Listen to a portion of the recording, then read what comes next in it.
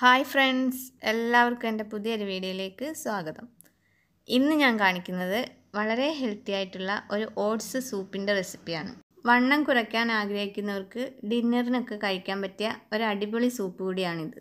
വളരെ പെട്ടെന്ന് തന്നെ ഇതുണ്ടാക്കിയെടുക്കാനും പറ്റും. ഇതിനു വേണ്ട ഇൻഗ്രീഡിയൻസ് എന്തൊക്കെയാണെന്ന് നമുക്കൊന്ന് നോക്കാം. ഇവിടെ ഞാൻ എടുത്തിരിക്കുന്നത് 2 വലിയ സ്പൂൺ ക്യാരറ്റ് ഗ്രേറ്റ് ചെയ്തത്, അതുപോലെ 2 വലിയ സ്പൂൺ ക്യാപ്സിക്കം ചെറുതായിട്ട് നുറുക്കിയത്, 2 സ്പൂൺ ക്യാബേജ് ചെറുതായിട്ട് നുറുക്കിയത്, ഗ്രീൻ പീസ് 2 വലിയ സ്പൂൺ. ഗ്രീൻ പീസിന് പകരം നമുക്ക് വെള്ളക്കടല വേണമെങ്കിലും യൂസ് ചെയ്യാം. പിന്നെ വേണ്ടത് 2 ചെറിയ സ്പൂൺ സവാള ചെറുതായിട്ട് അരിഞ്ഞത്, 1 സ്പൂൺ വെളുത്തുള്ളി ചെറുതായിട്ട് അരിഞ്ഞത്, പിന്നെ ഒരു അര ചെറിയ സ്പൂൺ കുരുമുളക് പൊടി അവരവരുടെ ടേസ്റ്റിനനുസരിച്ച് ഇടാം കേട്ടോ. പിന്നെ 1/4 ചെറിയ സ്പൂൺ ഗരം മസാല, പിന്നെ കുറച്ച് നാരങ്ങ നീര് വേണം. പിന്നെ നമ്മുടെ മെയിൻ ഇൻഗ്രീഡിയൻ്റ് ആയ ഓട്സ്, അതൊരു 2 സ്പൂണാണ് ഞാൻ എടുത്തിരിക്കുന്നത്. പിന്നെ ഉപ്പ്, ഒലീവ് ഓയിൽ, മല്ലിയിലയുടെ ടേസ്റ്റ് ഇഷ്ടമുള്ളവർക്ക് മല്ലിയിലയും കുറച്ചെടുക്കാം. പിന്നെ നമുക്ക് ഒരു 1.5 കപ്പ് വെള്ളം ആവശ്യമുണ്ട്. ആദ്യം തന്നെ ഒരു പാൻ ചൂടാക്കി നമുക്ക് 1 സ്പൂൺ ഒലീവ് ഓയിൽ ഒഴിച്ചു കൊടുക്കാം. ഒലീവ് ഓയിലിന് പകരം ഏത് ഓയിൽ വേണമെങ്കിലും ഉപയോഗിക്കാം, പക്ഷേ ഒലീവ് ഓയിലാണ് കുറച്ചുകൂടി ഹെൽത്തി ആയിട്ടുള്ളത്. എണ്ണ ചൂടായതിന് ശേഷം നമുക്ക് ആദ്യം ഇതിലേക്ക് അരിഞ്ഞു വെച്ചിരിക്കുന്ന വെളുത്തുള്ളി ഇട്ട് കൊടുക്കാം. വെളുത്തുള്ളി ഒന്ന് സോട്ടായതിന് ശേഷം നമുക്കതിലേക്ക് പൊടിയായി അരിഞ്ഞു വെച്ചിരിക്കുന്ന സവാള ഇട്ട് കൊടുക്കാം. സവാളയും ഒന്ന് വഴന്നതിന് ശേഷം നമുക്ക് പച്ചക്കറികൾ ഓരോന്നായിട്ട് ഇട്ട് കൊടുക്കാം.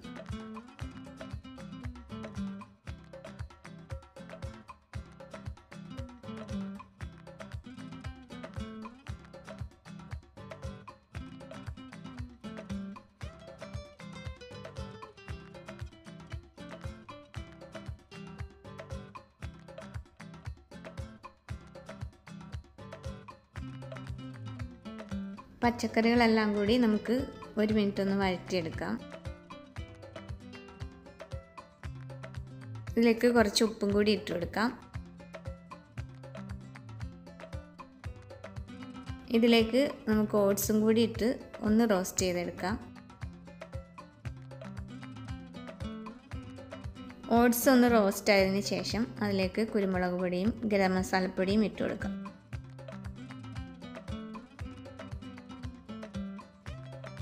ഒന്ന് വഴറ്റിയതിന് ശേഷം അതിലേക്ക് നമ്മൾ എടുത്തു വെച്ചിരിക്കുന്ന വെള്ളം ഒഴിച്ചു കൊടുക്കാം.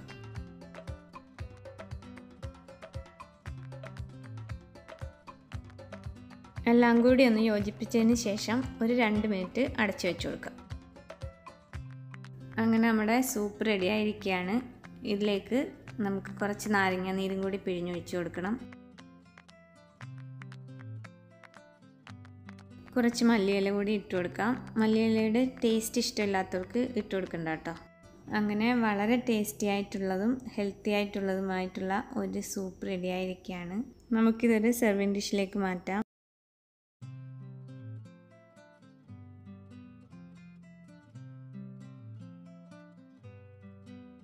അങ്ങനെ വളരെ ഹെൽത്തി ആയിട്ടുള്ള ഈ റെസിപ്പി എല്ലാവർക്കും ഇഷ്ടമായി കാണുമെന്ന് വിചാരിക്കുന്നു. എല്ലാവരും ഒന്ന് ട്രൈ ചെയ്ത് നോക്കണം കേട്ടോ.